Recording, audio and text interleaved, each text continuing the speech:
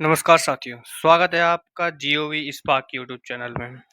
Eighth pay commission, आठवां वेतन commission कर्मचारियों ने रख दी ये 6 बड़ी मांगे। सैलरी से पेंशन तक सब कुछ बदलने की तैयारी। तो ये सारी मांगे क्या क्या हैं, इस बारे में आठवां वेतन क्या कहता है, ये सारी जानकारी आपको इस वीडियो के अंतर्गत देता हूँ। कर्मचारियों ने रख दी ये 6 बड़ी मांगे, सैलरी से पेंशन तक सब कुछ बदलने की तैयारी। एक सरकारी कर्मचारी की जिंदगी कैसी होती है, यह उन कर्मचारियों से बेहतर कोई नहीं जानता जो दशकों से इस कुर्सी पर बैठे हैं, प्रमोशन का इंतजार कर रहे हैं, मेडिकल बिल के लिए महीनों से दौड़ रहे हैं और रिटायरमेंट के बाद पेंशन को लेकर हर बार चिंतित रहते हैं। आठवां वेतन आयोग के लिए सिर्फ एक सैलरी रिवीजन नहीं है, बल्कि यह उनकी पूरी जिंदगी को बदलने का एक मौका और एक अहम मौका है। और इस बार कर्मचारी चुप नहीं बैठने वाले दिख रहे हैं। आयोग के अलग अलग शहरों में हो रही बैठकों में उन्होंने खुलकर अपनी बात रखी है। सैलरी की बात तो है ही, लेकिन इस बार मांगे उससे कहीं भी आगे जा चुकी हैं। कुल 6 बड़ी मांगे सामने आई हैं जो लगभग हर बैठक में उठाई गई हैं। कर्मचारियों की पहली मांग ये है, सिर्फ बेसिक पे नहीं, भत्ते भी बढ़ाओ। आठवां वेतन कमीशन यह बात बिल्कुल सही है कि अगर बेसिक पे बढ़े और बाकी अलाउंसेज वही रहे तो असल फायदा कम हो जाता है। कर्मचारियों ने साफ कहा है कि हाउस रेंट अलाउंस और ट्रांसपोर्ट अलाउंस को कई महंगाई के हिसाब से बढ़ाया जाए। दिल्ली, मुंबई, बेंगलुरु जैसे बड़े शहरों में किराया इतना बढ़ चुका है कि पुराना एचआरए ना के बराबर लगने लगा है। साथ ही चिल्ड्रन एजुकेशन अलाउंस को लेकर भी जोरदार मांग है। स्कूल की फीस, बुक्स, यूनिफॉर्म सब कुछ महंगा हो गया है, इसलिए अलाउंस भी उसी रफ्तार से बढ़ना चाहिए। जो कर्मचारी की मांग काफ़ी हद तक सही भी है। दूसरी मांग उन्होंने ये कही है, प्रमोशन समय पर मिले, नहीं तो इंक्रीमेंट्स से राहत दो। आठवां वेतन आयोग यह सबसे बड़ा दर्दनाक मुद्दा है। कई कर्मचारी 10 से 15 साल एक ही पोस्ट पर काम करते हैं, प्रमोशन के लिए अप्लाई करते हैं और वेटिंग लिस्ट में रहते हैं, एक दिन रिटायर हो जाते हैं।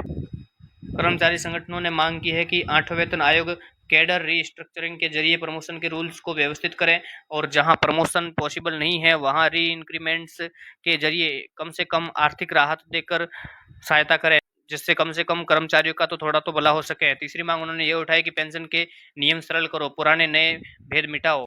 पहले नियमों में जटिलता होती थी, पेंशन के लिए इतने डॉक्यूमेंट्स, इतनी प्रोसेस और इतना लंबा इंतजार करना पड़ता था कि बुजुर्ग पेंशनर्स थक जाते थे। इतनी भागदौड़ बुजुर्ग पेंशन के लिए किसी बड़ी मुसीबत से कम नहीं थी। दूसरी, पुराने और नए पेंशनर्स के बीच अंतर खत्म करें। अलग अलग वेतन आयोगों की वजह से एक ही पोस्ट पर रह रहे 2 कर्मचारियों की पेंशन में बड़ा फर्क आ गया है। इससे 8वें वेतन आयोग में एक समान करने की मांग की है। चौथी मांग उन्होंने की है, एनपीएस की अनिश्चितता को खत्म किया जाए। नई पेंशन स्कीम यानी एनपीएस को लेकर कर्मचारियों में गहरी बेचैनी है। एनपीएस मार्केट पर निर्भर करता है, मार्केट ऊपर जाए तो फायदा, जब नीचे जाए तो नुकसान। रिटायरमेंट के बाद जब इंसान कमाने की हालत में नहीं रहता तब उसे फिक्स्ड और गारंटीड इनकम चाहिए होती है, मार्केट का जुआ नहीं। इसमें काफ़ी हद तक सुधार होना जरूरी है। कर्मचारियों ने अपनी मांग रखी। पांचवी मांग उन्होंने कही है कि मेडिकल बिल्स का रीइंबर्समेंट महीनों तक नहीं होता है, दिनों में हो। उम्र बढ़ती है तो बीमारियां भी आती हैं और बीमारी में पैसा खर्च होता है। अभी हाल यह है कि सरकारी कर्मचारी या पेंशनर्स हॉस्पिटल जाता है, बिल बनता है, कागज भरता है और फिर महीनों इंतजार करता है, रीइंबर्समेंट कब आएगा। कई बार तो वो पैसा इतनी देर में आता है कि ज़रूरत निकल जाती है। जब पेंशनर्स को जिस पैसे की ज़रूरत होती है वह उससे समय पर नहीं मिल पाता है तो उसके साथ क्या बीतता है वह कर्मचारी ही जानता है। इसके अलावा पैनल हॉस्पिटल्स की संख्या भी कम हो रही है। कर्मचारी मांग कर रहे हैं कि मेडिकल फैसिलिटीज़ कैशलेस हो, पैनल हॉस्पिटल्स बनाए जाएं और रीइंबर्समेंट की प्रोसेस को सरल बनाया जाए। ज़्यादा उलझन भरी प्रक्रिया में बुजुर्ग पेंशनर्स के लिए किसी बड़ी मुसीबत से खेलने जैसा होता है। उम्र के लिहाज से लाइनों में खड़ा रहना और लंबा प्रोसेस से गुजरना उनके लिए काफ़ी दुर्लभतापूर्ण कार्य होता है। छठी मांग की है, सामाजिक सुरक्षा को मजबूत किया जाए। Group insurance scheme, on duty accident help और दिव्यांग कर्मचारियों को मिलने वाली एक मुश्त सहायता, यह सब पुरानी दरों पर अटकी हुई है। महंगाई 3 गुना हो गई है लेकिन इन योजनाओं की राशि नहीं बढ़ी। कर्मचारी सहयोग ने मांग की है कि इन सभी सोशल सिक्योरिटी स्कीम्स को आज की मांग के या फिर आज की महंगाई के हिसाब से अपडेट किया जाए।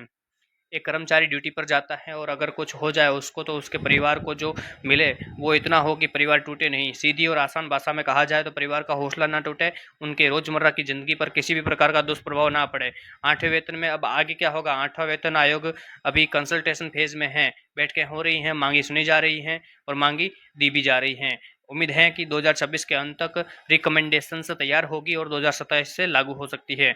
सभी 6 मांगें मान ली जाती हैं तो सिर्फ एक पे रिवीजन नहीं होगा, यह उन लाखों कर्मचारियों की ज़िंदगी में असली बदलाव होगा जो सालों से इंतजार कर रहे हैं। अगर सरकार मान लेती हैं तो यह किसी सोने के सूरज उगने से कम नहीं होगा और कर्मचारी ही जानता है कि उसके साथ क्या फ़ायदा होगा। तो ये बड़ी 6 मांगें रखी गई हैं किनके द्वारा? कर्मचारियों के द्वारा 8वें वेतन आयोग में।